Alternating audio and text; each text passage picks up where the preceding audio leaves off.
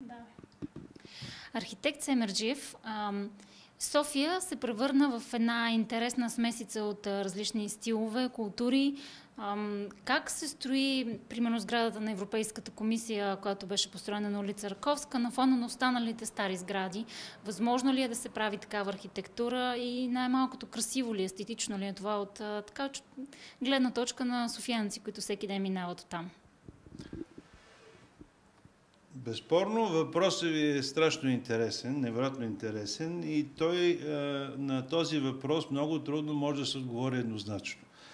Значи, що се отнася до това как се ситуират сградите, в какви стилове се работи, ние не сме изключение от европейската и световна практика, така че когато се говори за стила, начинът, обемното изграждане на една сграда, тя, разбира се, има много варианти, в която посока може да се развие.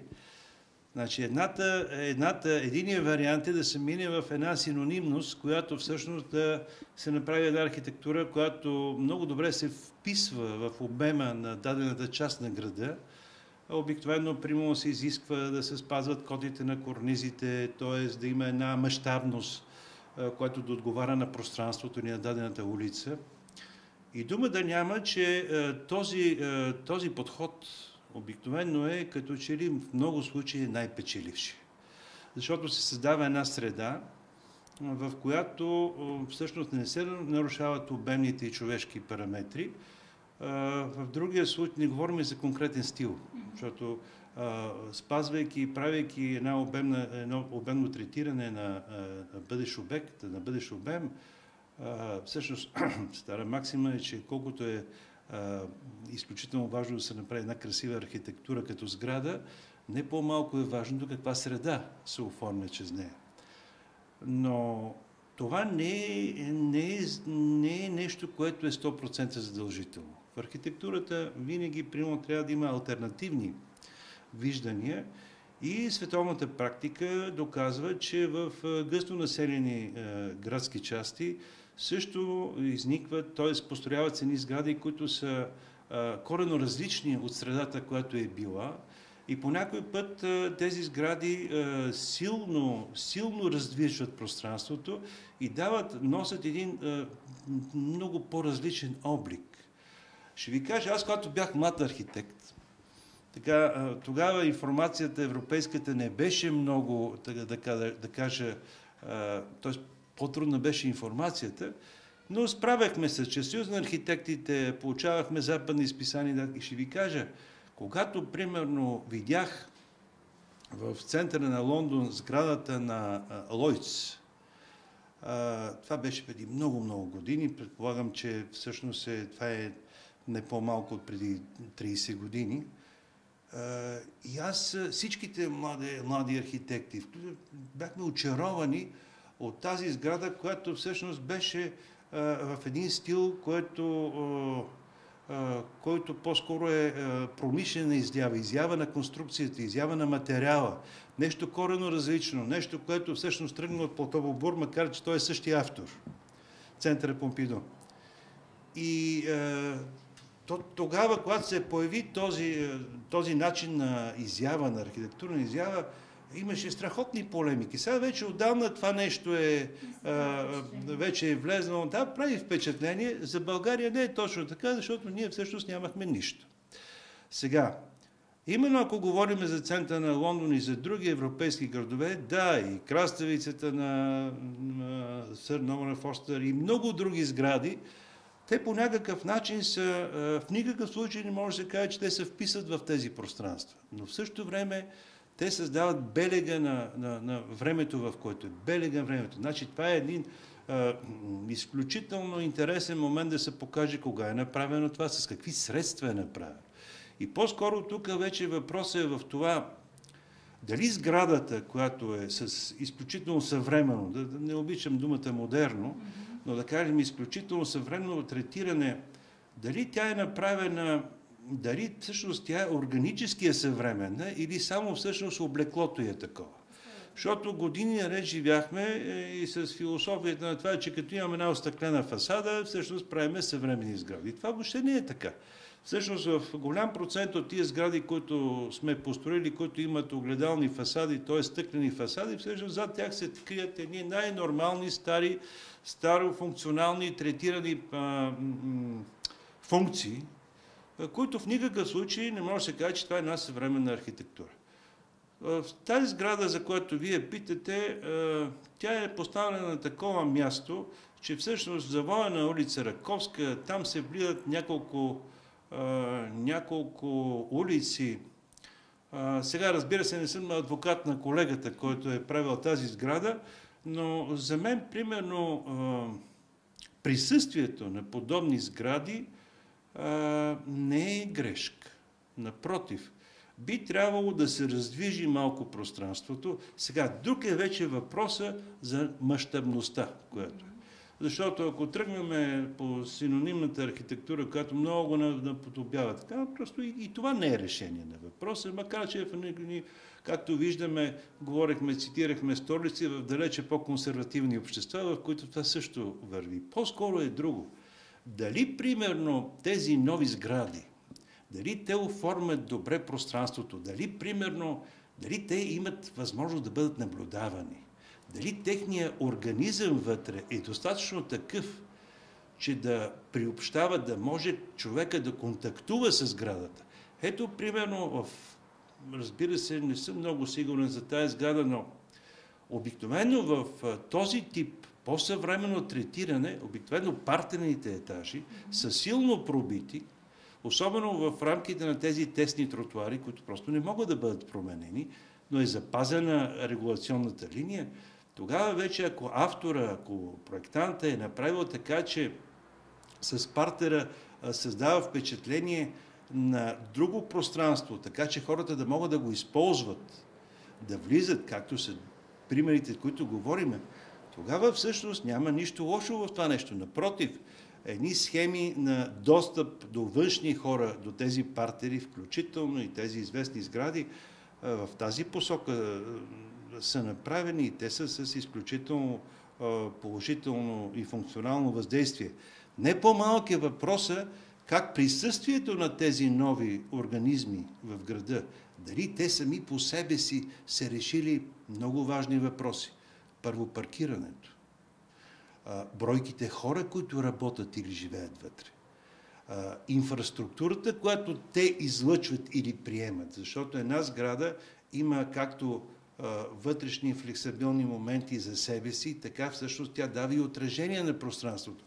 И ако това всъщност е един нов организъм, който само консумира, но нищо не дава, това не е добро решение, но това вече е конкретен случай.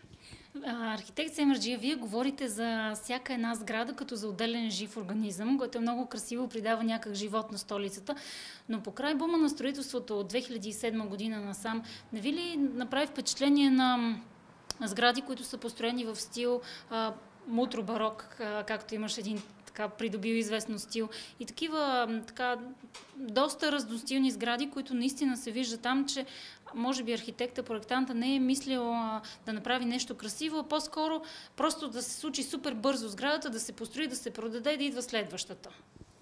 Ами вижте, вие с въпроса си всъщност не задавате един въпрос, вие задавахте поне 10 въпроса, които са свързани с архитектурата на последните 20-25 години. По-скоро дайте да се върнем на последните 5 години от бума на строителството и така лекото му затишие вече. Бума на строителството не е преди 5 години, той всъщност от 5 години се затихване. Което общо взето, всяка криза, тя дава силно негативно отношение в нашия бранш, но в крайна сметка пък води от едно отрезвяване. Колкото и далечна максимата за нас, но все пак едни бивши количествени натрупвания се надяваме да се превърнат в качествени изменения, както са казали философите. Но вижте, през последните години, като казвате за бума, не може да виниме само проектантите. Дума да няма, че това е изключително неправилен подход. По-скоро създаването на един организъм, на един обект, на един проект, на една сграда, на едно пространство, на един комплекс, тя е една много сложна, това е много сложно взаимоотношение между инвеститора преди всичко, между проектанта и строителните възможности, с които се реализира дадено нещо. Оттам насетне е изключително важно всъщност да се решат изключително много важни градоустройствени, обемно-пространствени и други функционални също, не по-малко въпроси да бъдат решени и тогава да се пристъпи към конкретния архитектурен образ.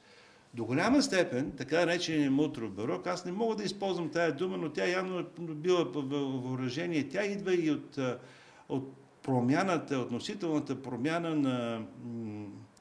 на част от нормативната ни система. Значи, какво е корниз, какво е подпокривното пространство, кое влиза, кое не влиза в разгъната застроена площ. Сега скоро последното изменение вече вкара тези подпокривни етажи, също ги вкара всъщност в общата разгъната площ.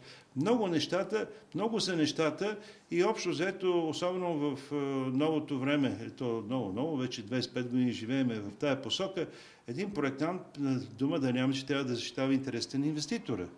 И какви са интересите на инвеститора? Ми е дума да няма, че това са повече разгъната застроена площ и така нататък. Разбира се, мярката, естетиката и комбинацията от това какво да се направи тази сграда, това е изключително важно. Не случайно, примерно, великият авентури изкуствовед, когато всъщност прави, той не го открива, той просто с няколко изречения описва защо Ренесанса, примерно, по времето на Медичите, защо всъщност тогава става точно този период. И той идентифицира всъщност трите вектора. Вектора това е инвеститора с неговите финансови интелигентност. Второто е автора на нещата, т.е. проектанта. И третото е технически достижения с материалите, с които се използват конструкции, материали. И когато всъщност имаме недостатъчно интелигентен инвеститор, от друга страна, преди малко споменахте, използването на, да кажем, второ, трето ниво материали, т.е. в повечето случаи ерзац. И когато всъщност желанието е само да се даде максимума и бързата реализация, всъщност без смисъл за бъдещето, естествено образците са това, което виждаме, за съжаление. Но би казал, че през последните години имаме доста добри образци, така че не може под един знаменател да се говори за всичко. Имаме доста интересни сгради в София, невероятно интересни, примерно, да кажем, зони за обитаване от затворен тип и ваканционни, и трайно обитаване, които бих казал, че по тяхното планиране, по тяхната архитектура в никакъв случай не са... те са съизмерими с европейската и световна практика. И това наистина е така. Какво казват вашите клиенти, когато дойдат и ви помолят да направите такъв архитектурен проект? Те залагат на качеството или има хора, които са склонни да направят компромис с качеството на влаганите материали вътре в строителството, само и само да излезе примерно то по-евтино? Вече пазара хората сякаш разбраха, че по-добре да дадат повече пари да направят нещо качествено, отколкото да вложат малко и след време, след примерно 5 години да им падне тавана на главата или мазилката или... Вижте, вие сама до известна степен отговаряте на въпроса. Значи, бих казал, че последните години има, така се забелязва едно сериозно отрезвяване и от страна на инвеститорите, т.е. инвестиционният процес е силно ограничен и това, към което се пристъпва, е наистина към създаването на по-качествена среда. Разбира се, затова допринасят и много други неща, тъй като кризата в случая не е само наша, тя е европейска и световна криза, в която всъщност доста от елементите, с които ние създаваме средата и сградите, всъщност промениха себестойността си. Много относително скъпи дограми, да кажем, които бяха до преди 10-15 години, вече са в сферата на конвенционалните цени. Да кажем, в инсталационно отношение, много инсталации за отопление, вентилация, бих казал, системи, които създават организма на сградата, бяха така относително немислими за нашите инвеститори до преди няколко години и сега вече те са с едни съизмерими цени и именно тази трезвост по отношение на инвеститора, дума да няма, че на колегите, проектанти, се стига до едни по-разумни решения. Дай Боже да върви в тази посока. Покажете ни, вие казахте, че имате много ваши проекти. Вие сте автор на един уникален проект за Софийския градски съд. Софийския районен или градски? Районен съд. Да. Районен съд. Наистина невероятна архитектура. Покажете ни някои проекти. Знам също за центъра на Ямбол. Вижте, аз мога да ви покажа много проекти. За съжаление, този, който искате да ви покажа, това е една сграда. Това е сградата на районния съд. Тя се намира на булевард Цар Борис. Разбира се, ето това е панорамна снимка, това са 3D изображения. Разбира се, този проект не стигна до реализация, но не се знае какво ще стане след време. Това е от типа проекти, които